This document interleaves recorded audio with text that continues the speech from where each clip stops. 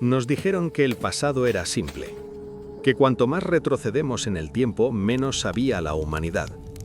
La historia oficial nos dice que el antiguo Egipto fue una civilización extraordinaria, que todo su conocimiento estaba limitado por la tecnología de su tiempo. Pero, ¿y si no fuera del todo cierto? A veces, entre templos, tumbas y jeroglíficos, aparecen objetos que parecen fuera de lugar. Porque cuanto más se excava, cuanto más se observan ciertos relieves y objetos, más aparece una pregunta incómoda. ¿Y si no estamos viendo símbolos, sino recuerdos? ¿Y si algunos jeroglíficos no fueron pensados para ser entendidos miles de años después, sino simplemente para dejar constancia de algo que ellos conocían?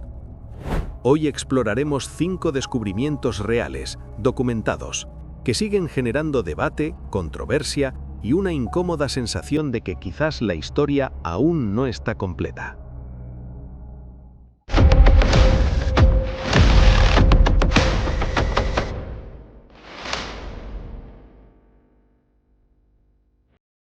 En 1898, durante excavaciones en la necrópolis de Saqqara, el arqueólogo francés Gustave Jequier encontró una pequeña figura de madera en una tumba tolemaica, datada alrededor del 200 a.C. Era un objeto pequeño, fácil de pasar por alto, y sin embargo, profundamente perturbador. A simple vista parecía una figura de ave, pero al observarla con detenimiento, algo no encajaba. Medía unos 14 centímetros y está tallado en madera de sicómoro. No tiene plumas detalladas, ni patas, ni rasgos realistas. Cuando el pájaro de Saqqara fue descubierto, nadie se alarmó. Era solo otra figura más entre miles de objetos funerarios. Durante décadas fue catalogado como un simple juguete o símbolo ritual. Pero el tiempo hizo lo que la arqueología no hizo: volver a mirarlo. En la década de 1970, el ingeniero egipcio Jalil Mesija decidió analizarlo desde otro punto de vista y se hizo una simple pregunta: ¿y si no es un pájaro? No tenía plumas, sus alas eran rígidas y su cola era vertical. Mesija, entonces, comparó el objeto con planeadores modernos y llegó a una conclusión inquietante. Su forma no corresponde a la de un pájaro, sino a la de un aparato de vuelo. Réplicas construidas demostraron que el diseño planea, no por casualidad, sino por equilibrio. No hablamos de un boceto torpe, hablamos de proporciones, de equilibrio, de aerodinámica.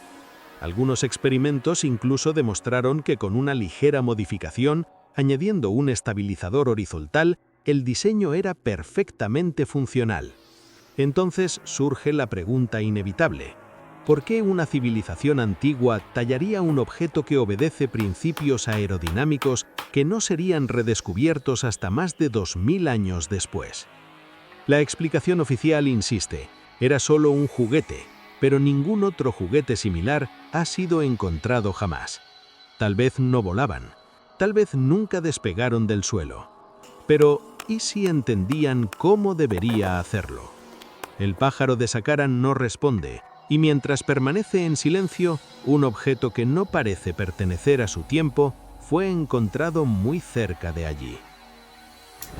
Antes de seguir con el siguiente, si te está gustando este contenido, por favor, dale un like, que yo lo vea, una suscripción, que pronto vamos a llegar a la cifra de 500 suscripciones y ahí habrá un cambio bastante importante. En 1936, el arqueólogo británico Walter Bryan Emery excavaba una tumba en Saqqara perteneciente al príncipe Sabu, hijo del faraón Anedib de la primera dinastía, alrededor del 3000 a.C. Allí encontró un objeto que, hasta el día de hoy, nadie ha podido explicar con certeza. Un disco de piedra de unos 61 centímetros de diámetro con 3 lóbulos curvados, simétricos y un centro elevado como un eje. El disco de Sabu no cuenta una historia, no representa dioses, no muestra animales ni rituales. Solo está ahí, perfecto, frío, extrañamente moderno. No hay textos que lo expliquen, no hay imágenes similares, no hay versiones posteriores. Y eso es lo extraño, porque cuando algo es ritual, se repite. Cuando algo es simbólico, se copia. Pero esto nunca volvió a aparecer.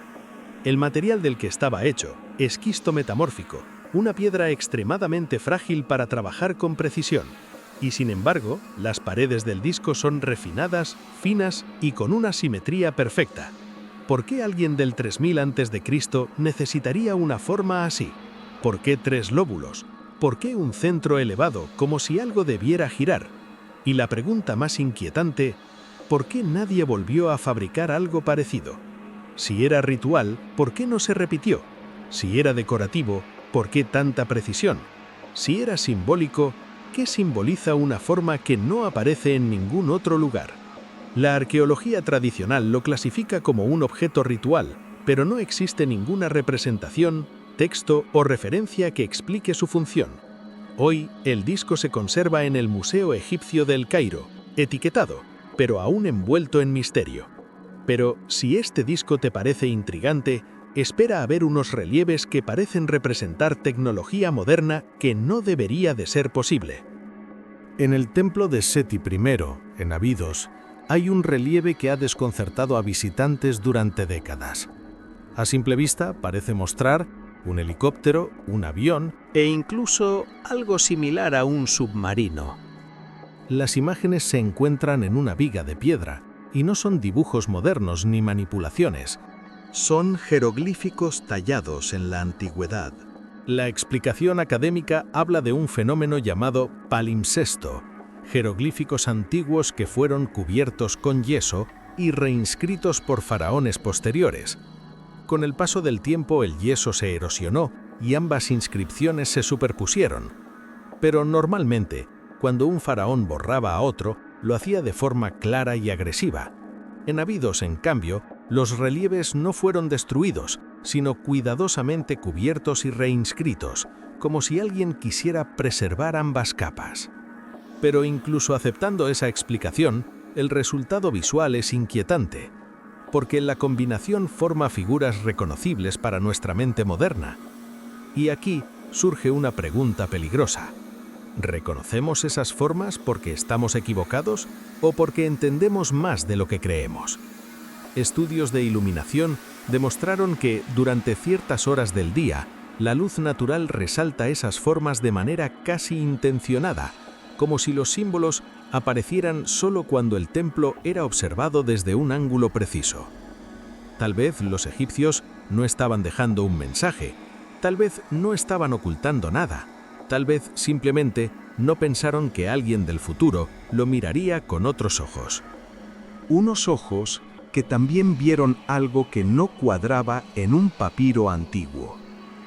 Durante el reinado de Tutmosis III, alrededor del siglo XV a.C., un texto describe un evento extraordinario.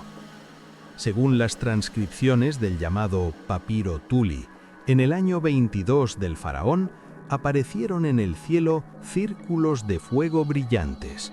No uno, sino varios. Los textos hablan de miedo, de asombro, de algo que no encajaba ni siquiera para ellos.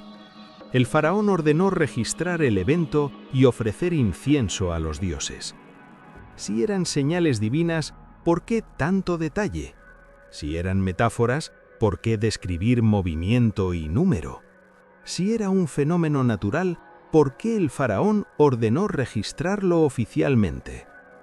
El papiro original se perdió, pero las transcripciones de Alberto Tulli, exdirector del Museo Vaticano, siguen planteando la misma duda. Si no sabían qué era, ¿por qué se tomaron la molestia de dejar constancia? ¿Eran fenómenos astronómicos, metáforas religiosas o algo que hoy llamaríamos avistamiento aéreo no identificado? Tal vez no sabían qué era, tal vez sabían exactamente qué era, y aún así no tenían palabras para explicarlo. Al igual que no se le da explicación a un relieve encontrado en un templo egipcio. En el templo de Hathor, en Dendera, hay uno de los relieves más polémicos de toda la egiptología.